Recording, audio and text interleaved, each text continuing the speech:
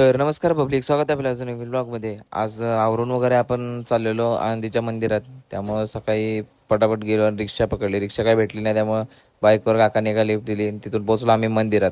मंदिरात गेलो. जाता जाता म्हणलं जरा ताण लागली, त्यामुळे लिंबू सरबत घेतलेला तो पटापट संपवला आणि परत मग तसंच त्या मंदिरात नदीच्या कडेनं आपण मंदिरात जायला चालू केलं. जाता जाता म्हणलं आपल्याला भाऊ दिसला, त्याला म्हणलं लाव टिक्का, पण आता काय. मग तिथनं जरा दुकान वगैरे फिरत फिरत गेलो. मंदिरापाशी जाताना म्हणलं आता हार घेऊन जावा. मग काय हार वगैरे घेतलेला. दादा आणि मी आज होतो तिकडं मंदिरात चाललो. मग काय बोट वगैरे काढून आतमध्ये गेलो. आतमध्ये मस्त दर्शन वगैरे घेतले. लाईनीत लागलो. आतमधलं काय फुटेज आपण काढू शकत नव्हतो.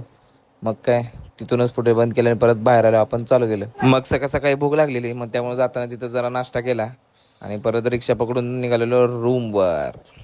मी आणि दादाच होतो बाई. मग काय पटापट रिक्षा बुक केली आणि पोचलो रूमवर. रूमवर गेल्यानंतर आपलं आवरून वगैरे रेडी झालतो, कारण की आज आपलं होतं नाईटला शूट. फुल नाईट आपल्याला आज शूट करायचं होतं. मग त्यामुळे आलो, कॅब केली आणि गेलो पिंपरी चिंचवडला. आज आपण कारण की तिकडं शूट करणार होतो. मग काय हॉलवर गेलो तर तिथं दादा आपला डाटा कॉपी करत बसलेला. तर मग काय तिकडे गेलो तर आपलं शूट आपण चालू केलं. तेवढ्यात आपला भाऊ पण आलता.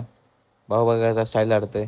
मग काय बाहेर गेलो. बाहेर तेवढं आपलं नवऱ्याची एंट्री झाली. तुम्ही बघू शकता, एकदम खतरनाकच एंट्री झाली. यो बघा बघा, आपल्या भावानं नवीन ट्रिक काढली फोटो काढायची. तर ते जाऊ द्या, 2 वाजले तरी आमचे डोळे बघा कसे झालते. शूट करून करून हालत खराब झाली.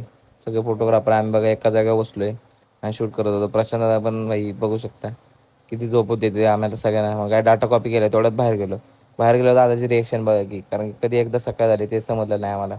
मग काय लगेच कॅब बुक केली आणि आपल्याला जायचं होतं मुंबईला, त्यामुळे हायवेला पोचलो आणि बसची वाट बघत बसलो. बस पण लगेच भेटली आणि जाताना बघू शकतो तुम्ही मिसिंग लिंक चालू झाल्या आणि आपण आज त्याच्यावरून आलतो. तर आलो एकदाच फायनली मुंबईला. तर भेटूया नेक्स्ट ब्लॉगमध्ये. तर अशा मी ब्लॉगसाठी आपल्या गाणं फॉलो करून घ्या.